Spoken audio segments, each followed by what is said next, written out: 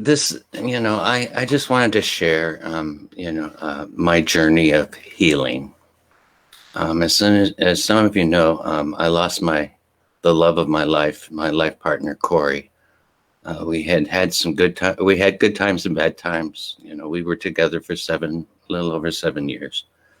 And in 2012, we, spent scratching every penny and living, almost homeless in order to be able to buy our home here in Carver. And we moved in December of 2013.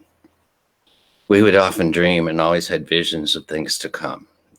I'm a strong believer of, one must have a vision.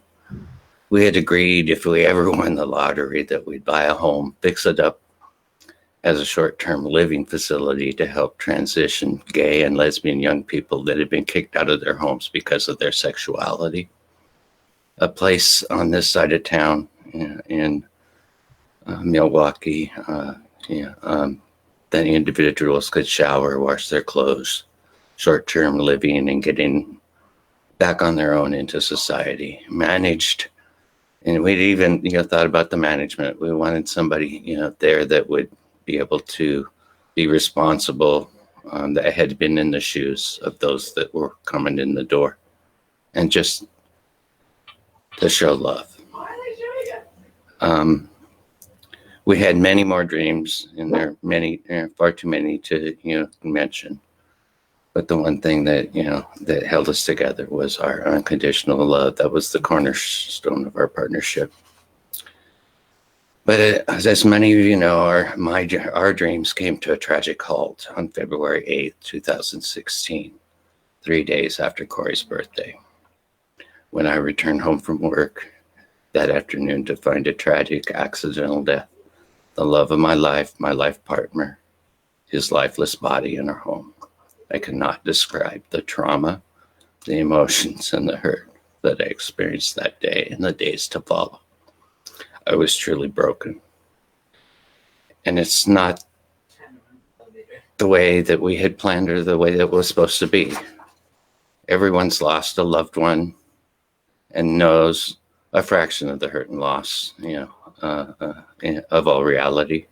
Family and friends tried to comfort.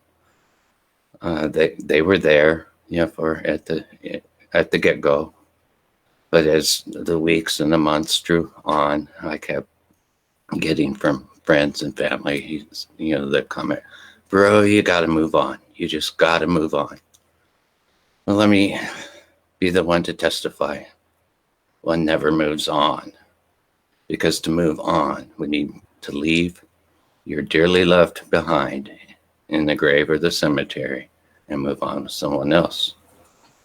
But no, the loss and hurt still lingers, but God's healing has taught me how to move forward with Corey's legacy, being an integral part of my life.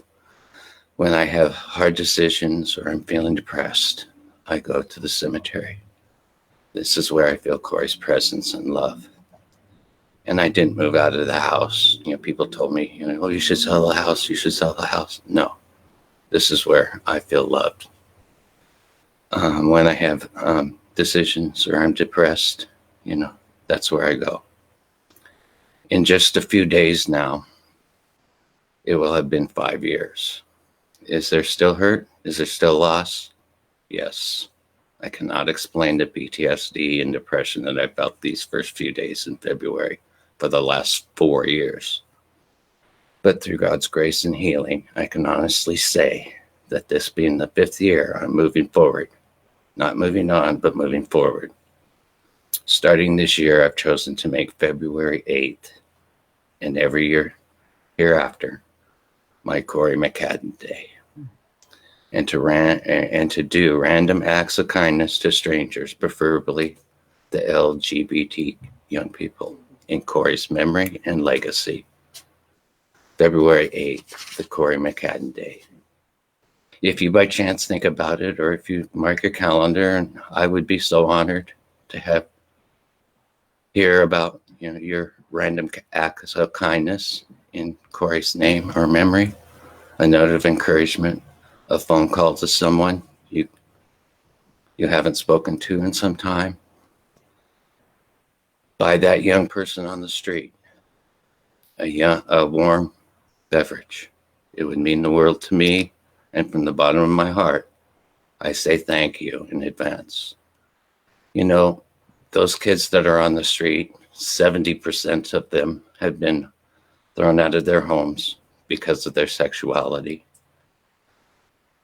You don't know the story behind those faces. Be there, Jesus. That being said, my healing, but let me say that God's healing is available. You know, this is my story, but the same principle applies to the divorce, illness, life, tragic events that come to you and I. I was broken by the church because of my sexuality. I floundered until I found this affirming body. I remember one of the last visits that we had, in church, where we could all meet together. There was a young lady that came into the service, and she was broken. Her husband had just asked her for a divorce. And in the process of explaining that, she slipped with a couple of 4-letter words that were maybe not appropriate. It was appropriate, but she thought that she had said something bad. And one of the affirming ladies in the congregation spoke up and said, Jesus surrounded himself with fishermen, and their language was much worse, I'm sure. And that's the body, that's this church, it's an affirming body. And so when Pastor Adams says at the beginning of every service, all are welcome, it is truly meant. I was broken by the church, dealing with my sexuality. And after finding this church, I'm beginning my healing process. And again, thank you. February 8th is my Corey McCadden Day.